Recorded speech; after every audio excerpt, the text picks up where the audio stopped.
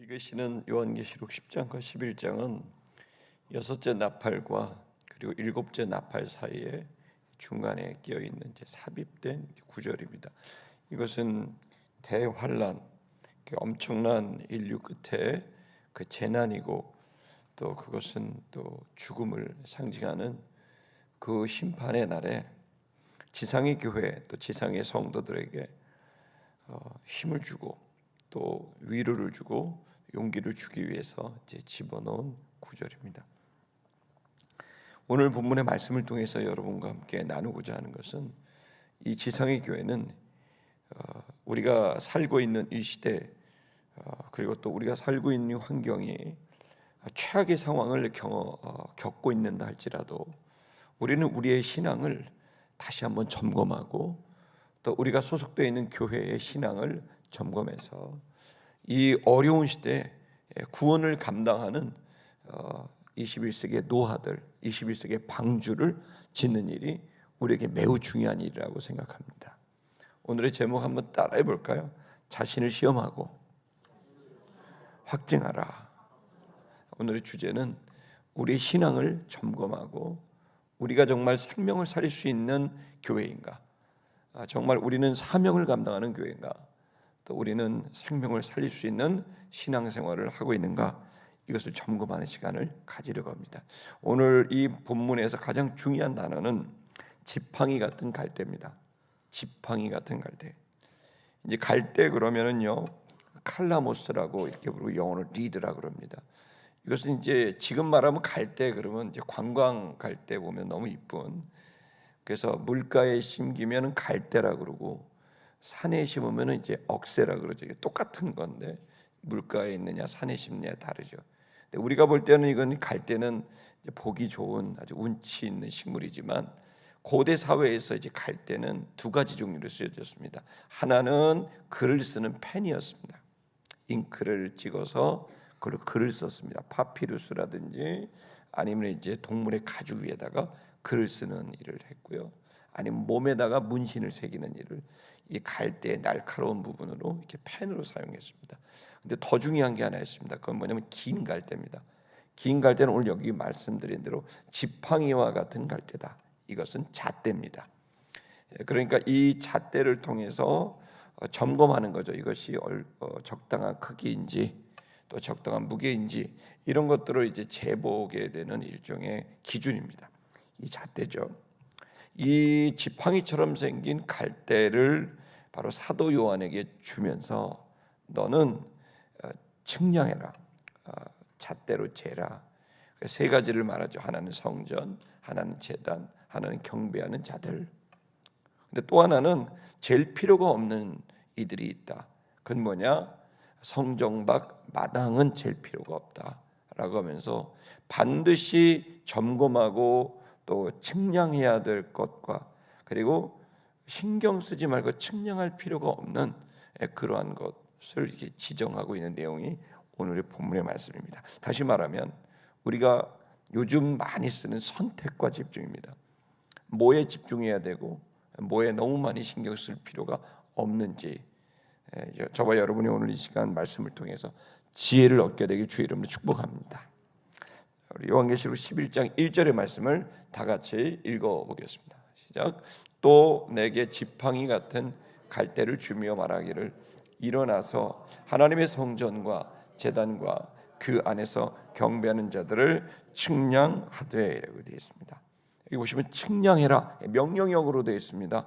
너는 요한아 이 지팡이 같은 갈대 자를 줄 테니까 이 자 이것은 바로 말씀의 자겠죠. 진리의 자일 겁니다. 이 자를 줄 테니까 이걸로 세 가지를 측량해서 점검해라. 이게 정말 제대로 되고 있는 건지 제대로 되고 있지 않는 건지를 측량해라라고 되어 있죠. 그 첫 번째가 뭡니까? 성전입니다. 하나님의 성전. 교회를 말하겠죠. 제단입니다. 두 번째. 제단은 바로 예배를 말합니다. 세 번째는 뭘까요? 그 안에서 경배하는 자들, 즉 성도들입니다. 먼저 여기에 첫 번째 우리가 점검해야 될 것은 하나님의 성전, 즉 교회를 이제 점검해 보라는 겁니다.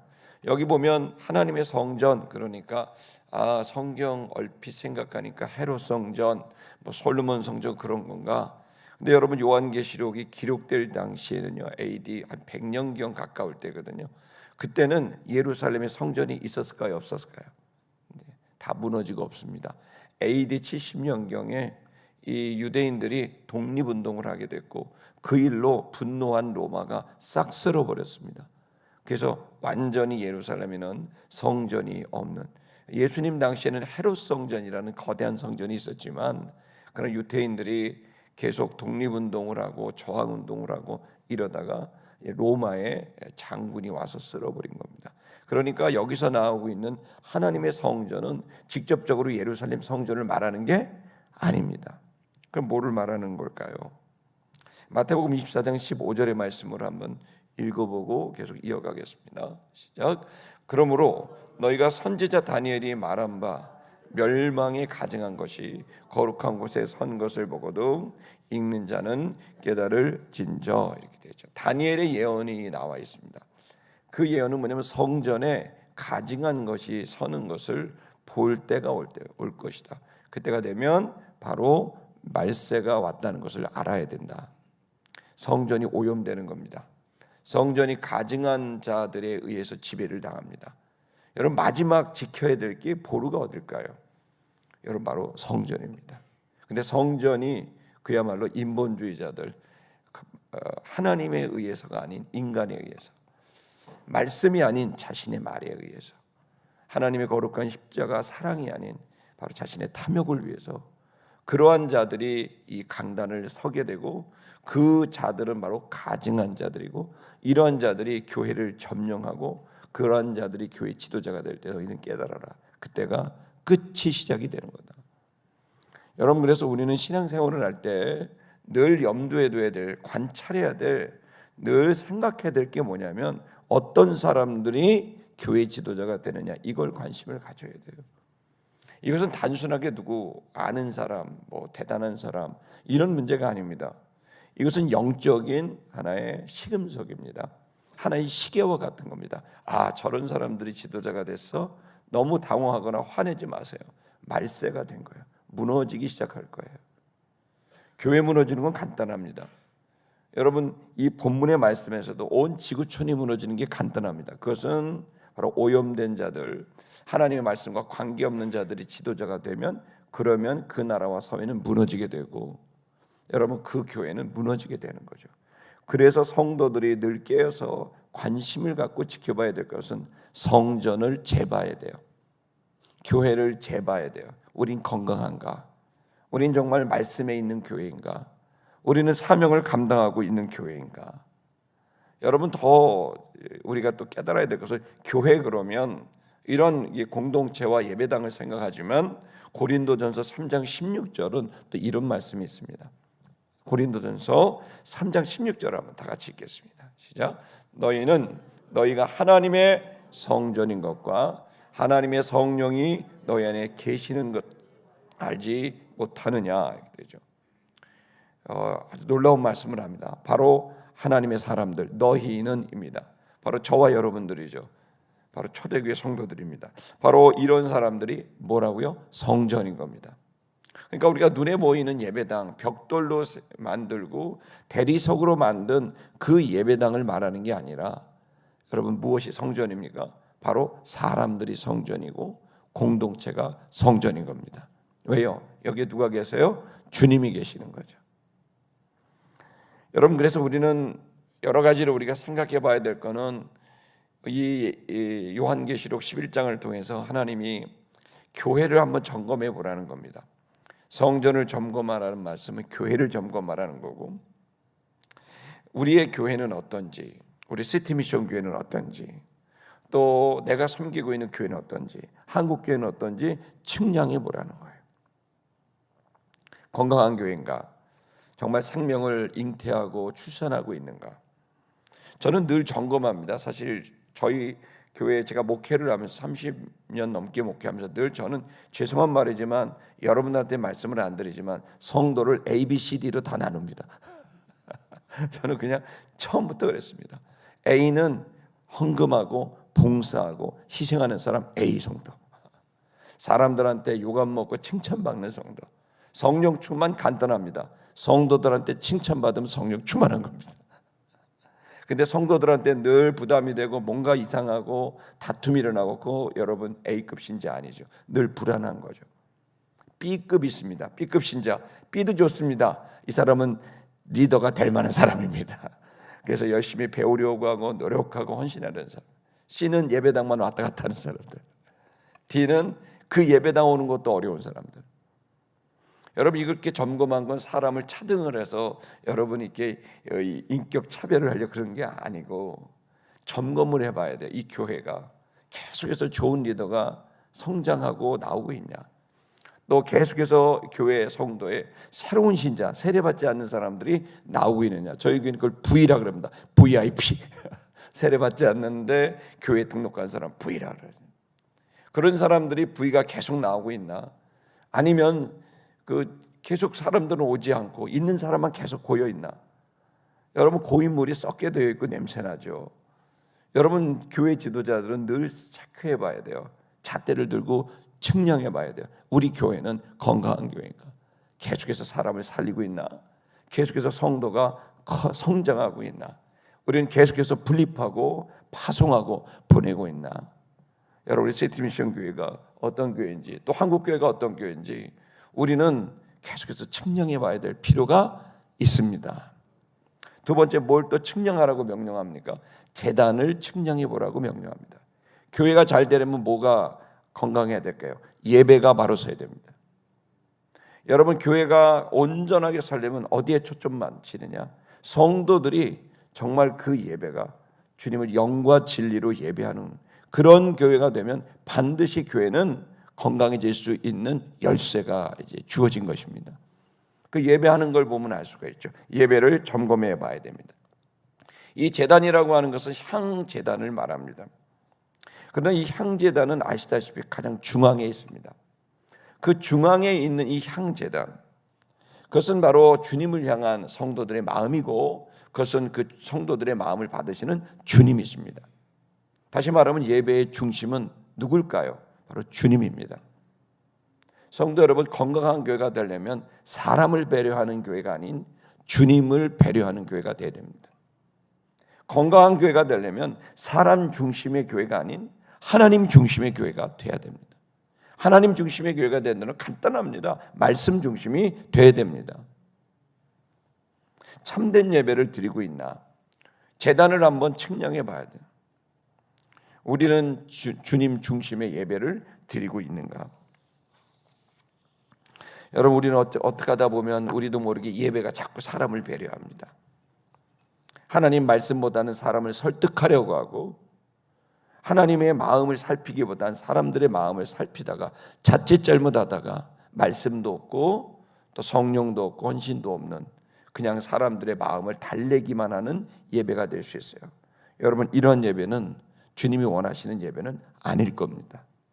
말씀을 전하는 자는 사람의 마음을 사려고 하지 말고 주님의 마음을 사려고 해야 됩니다. 여러분 예배하는 사람들 마찬가지입니다. 오늘 우리들이 드리고 있는 예배가 정말 그리스도 예수 중심으로 되는 그러한 예배인지 아니면 인간적인 예배인지 여러분 저와 여러분의 눈이 열리게 되기를 축복하고 그 점검을 통해서 우리 공동체 전체가 여러분 생명력 가득한 풍성한 교회가 되기를 축복합니다. 세 번째, 뭘 또 우리 점검하라고 명령하셨습니까? 경배하는 자들을 점검하라, 측량하라고 말씀하고 있죠. 여러분 경배한다 이 말은요, 예배라는 단어는 히브리어, 헬라어, 영어 뭐 다 사실 똑같이 두 종류로 되어 있습니다. 히브리어로 샤하라고 되어 있고 이것은 엎드린다, 구부린다 이렇게 되어 있고요. 그 다음에 여러분 아바드라 그래서 노동한다, 일한다. 이게 예배라는 단어가 딱 두 가지예요. 샤하는 뭐냐면 일종의 영어로는 월십이고 내 마음의 의미와 가치를 주님 앞에 표현하는 거예요. 그래서 여러분 직접 주님을 표현하는 거예요. 직접 대면하는 예배를 여러분이 샤하라고 이렇게 얘기하고요. 그걸 뭐 헬라어나 프로시케네오 이렇게 말합니다.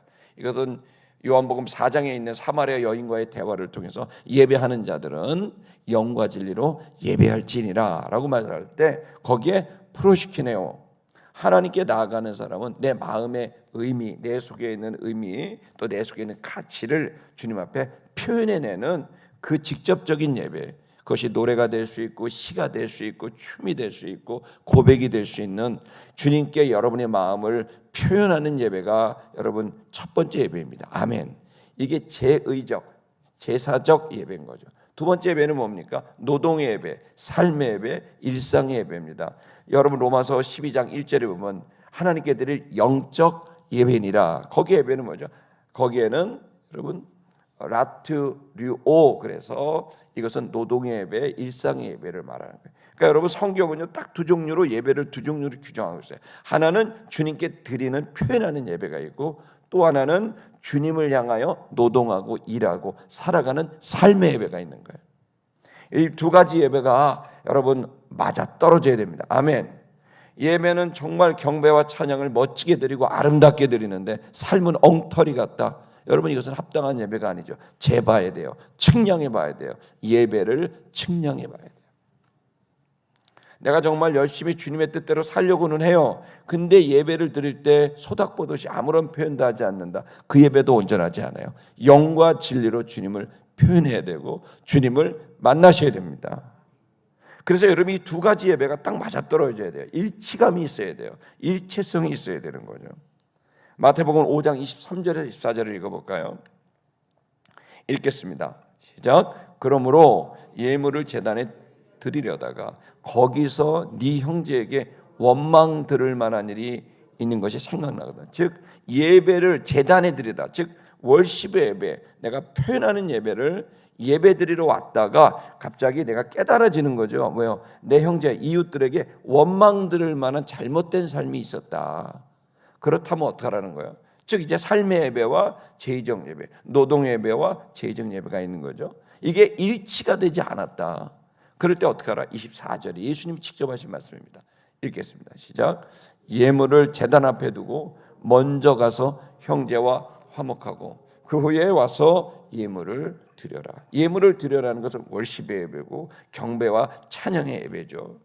근데 그 예배를 아무리 잘 드려도 마음의 이웃에게 원망들을 말하면 도둑질을 했다든지 거짓말을 했다든지 엉터리 같은 행위를 했다든지 고함을 치고 싸웠다든지 이런 등등의 것이 있다면 이게 예배가 맞지가 않는 거예요.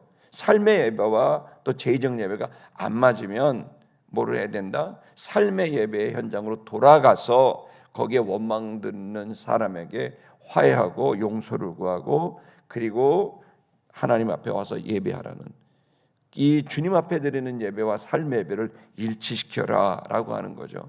여러분 우리의 예배가 점검돼야 됩니다. 한국교회가 욕먹는 이유가 뭐죠? 욕을 먹죠. 칭찬도 받지만 욕도 먹어요. 그게 뭐야? 야 니네가 예배하는 만큼만 살아라. 그럼 내가 욕 안 한다. 니네 기도하는 만큼만 살아라. 내가 욕 안 한다. 좋은 말은 다 하면서 엉터리 같이 산다. 이런 얘기를 우리가 듣고 싶지 않지만 들을 때가 있는 거죠. 뭐 다른 게 아니라 저도 뭐 그럴 때가 많습니다. 그렇다면 그 실수를 하고 잘못을 했다면 점검해보고 어떻게 해요? 내가 이 예배에 합당하지 않는 삶을 한번 생각해보면서 그 문제를 풀어가려고 애를 쓰고, 그래서 여러분 하나님 앞에도 회개하지만 여러분 사람들과도 화해할 수 있는 여러분 이런 예배를 점검할 수 있기를 주의 이름으로 축복합니다. 그게 경배하는 자들의 모습이라고 생각합니다. 아멘. 그러니까 우리는 이 요한은 얘기하죠. 성전 교회를 한번 측량해봐라. 여러분 혼란의 시대에 우리가 지금 나라가 지금 대혼란이죠. 이번 주에 아마 판결 날 것 같아요. 이번 주에 판결이 나면 대혼란이 날 거예요. 지금도 난리가 나는데. 그런데 여러분 이럴 때 우리는 비겁한 게 아니에요. 저 혼란에서 난리 쳐봐야 여러분 우리는 그 속에 휩쓸리다 보면 정작 해야 될 영혼을 살리고 성도들을 키우고 정말 우리가 해야 될 일들을 놓칠 때가 많아요. 여러분 나라의 정치가 중요하고 경제가 중요하고 교육이 중요한 건 사실이에요. 그런데 본질적인 중심이 잘못되면 그 모든 것들은 오히려 우리들에게 더 내 자신이 그 혼란과 문제의 당사자가 될 수도 있는 거예요. 그러면 여러분 우리는 우리 신앙을 점검해 봐야 됩니다. 아멘. 여러분이 점검해야 됩니다. 근데 여러분 이 본문에는 그 뒤에 보면 점검할 필요가 없는 것들이 있다고 말합니다. 요한계시록 11장 2절의 말씀입니다. 다 같이 읽겠습니다. 시작. 성전 바깥 마당은 측량하지 말고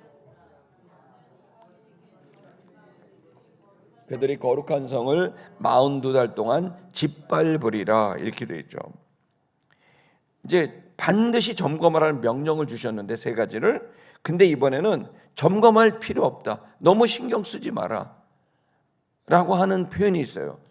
어떤 걸까요? 거기는 성전 바깥 마당이라고 되어 있죠. 성전 바깥 마당은 우리가 성전의 구조를 아는 사람은 압니다. 여기가 바로 이방인의 뜰입니다. 성전에 울타리가 있고요, 그 울타리 안에는 마당이 있고요, 마당 안에는 성전이 있어요. 성전 안과 성전 바깥, 그러면 여기는 성전 바깥 뭐요? 마당. 거기는 측량하지 마라. 왜요? 여기는 아무나 들어와요. 여기는 아무나 들어올 수 있는 이방인, 즉 믿지 않는 사람도 들어올 수가 있고, 여기 들어와서 믿을 수도 있고 안 믿을 수도 있는, 누구나 들어올 수 있는 곳이에요. 거기는 어떻게 하라고요? 측량하지 말아라. 그냥 둬라. 이건 이방인들에게 줬다. 그러면서 그들은 뭐예요? 42달 동안, 1260일 동안, 42달 동안, 3년 반 동안 그들은 그냥 마당만 짓밟고 갈 거다. 무슨 말입니까? 이것은 두 종류의 성도가 있다는 걸 말한 거예요. 1절은 하나님을 정말 바라보는 신자가 있고, 2절은 예배당은 왔는데 하나님에게 관심 없는 신자가 있다는 거예요. 점검해 봐라. 근데 너희가 정말 신경 써야 될 것은 마당만 밟고 있는 42달 동안, 1260일 동안, 3년 반 동안 마당만 짓밟는 그냥 왔다 갔다 하는 신자들이 아니라, 그들은 안 변한다. 그들에게 아무리 얘기해도 변하지 않는다. 그들은 하나님의 관심도 없고 만난 적도 없고 그들은 자의적으로 헌신하지도 않는다. 그냥 마당만 밟는다. 너희가 정말 점검해야 될 건 바로 이 교회를 점검하고 예배를 점검하고 주님 앞에 자의적으로 경배하는 자들을 측량해서 그들이 똑바로 설 수 있도록, 사람을 살릴 수 있도록 거기에 집중을 하라는 말씀을 주고 있는 거예요.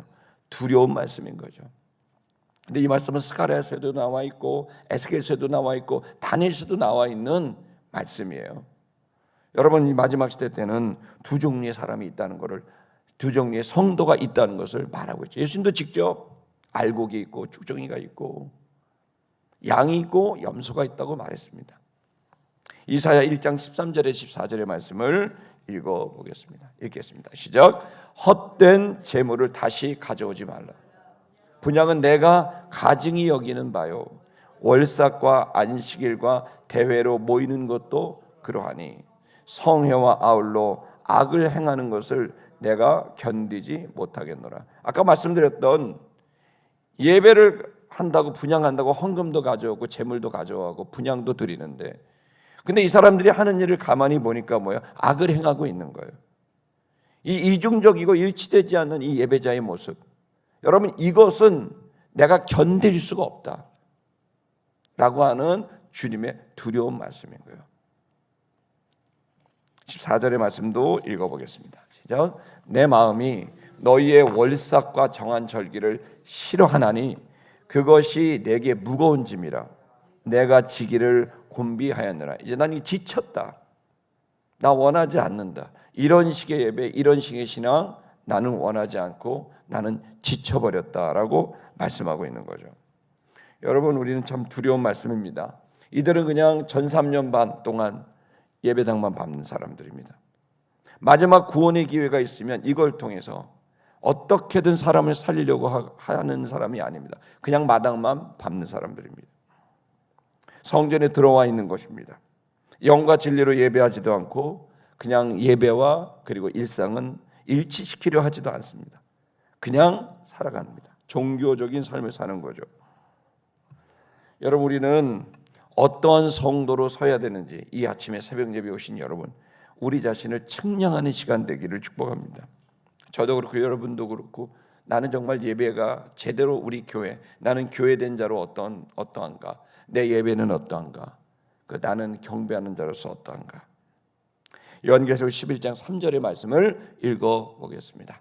얘기했습니다. 내가 나의 두 증인에게 권세를 주리니 그들이 굵은 베옷을 입고 1260일을 예언하리라. 이렇게 되죠. 여기 뭐라고 되어 있습니까? 그런 와중에 두 증인의 권세를 세울 거다 이렇게 되어 있습니다. 그리고 권세를 줄 거고 그들은 굵은 베옷을 입었다. 굵은 베옷이 뭐죠? 장례식 복장이죠. 슬픔의 복장이죠. 자, 이들은 뭡니까? 이 전삼년반 여러분 1262일 동안 이건 42달입니다. 연수로 따지면 한때, 두때, 그리고 반때, 즉 3년 반입니다.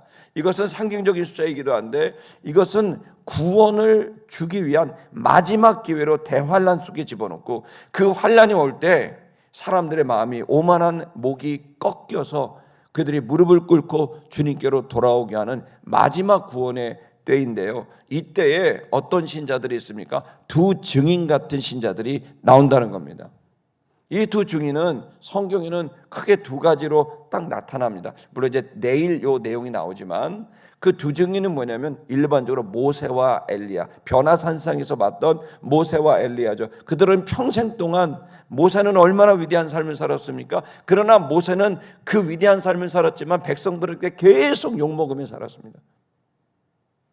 불평과 평가를 받으며 살았습니다.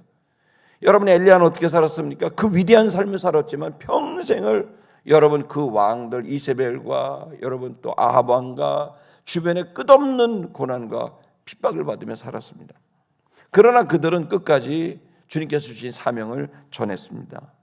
또 이 말씀은 또한 여러분 또 어디에 해당될 수 있느냐면 70년 만에 성전이 회복될 때 수르바벨과 여호수아, 이 여러분 이제 모세의 제자 여호수아가 아니라고요. 여기에서는 돌아올 때 왕 제사장이었던 여호수아와 수르바벨 두 사람이 뭘 세웠습니까? 무너졌던 성전을 재건했거든요. 여기는 성전을 말하고 교회를 말하고 촛대는 바로 교회를 말하는 거죠. 그래서 여러분 우리 본문의 말씀은 무엇이냐라고 했을 때 사람들은 두 종류가 떠올랐을 거예요. 모세와 엘리야 그리고 수르바벨과 여호수아 제사장 이렇게 떠올랐을 겁니다. 이 두 증인은. 근데 이 두 증인의 특징이 뭡니까? 둘이 똑같습니다. 그들은 환경이 되지 않는데 계속해서 예배를 회복했고 그들은 환경이 되지 않는데 그들은 계속해서 생명의 말씀을 전했던 사람이에요.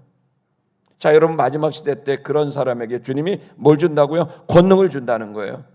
마지막 시대 때 그 사람에게 권능을 준다는 거예요. 기적을 일어나고 하나님 살아계신가 말씀이 진리라는 사실을 입증해 주시는 권능을 주신다고 말씀하셨고 그리고 여러분 굵은 베옷을 입어서 사람들께 듣기 좋은 얘기가 아니라 진짜 하나님의 마음을 속 시원하게 드는 주님의 대변인으로서 사람들의 잘못된 신앙을 그들이 다가오게 될 파멸을 여러분 전하게 되는 그런 메신저로 살아가도록 1260일 즉 3년 반 42달 동안 그 고난의 시간에 그는 복음을 전하고 예언하는 일을 맡겼다고 얘기하고 있습니다. 여러분 나는 어떤 신자인지 생각해 봐야 됩니다. 요한계시록은 두려운 성경입니다. 볼 때마다 부담이 됩니다. 그러나 여러분 부담이 돼야 됩니다. 우린 스스로를 시험해 봐야 됩니다. 내가 정말 제대로 믿고 있나? 나 스스로 확증해야 될 필요가 있습니다. 고린도후서 13장 5절의 말씀으로 말씀을 마감하겠습니다. 읽겠습니다. 고린도후서 13장 5절입니다. 시작. 너희는 믿음 안에 있는가? 너희 자신을 시험하고 너희 자신을 확증하라. 예수 그리스도께서 너희 안에 계신 줄을 너희가 스스로 알지 못하느냐?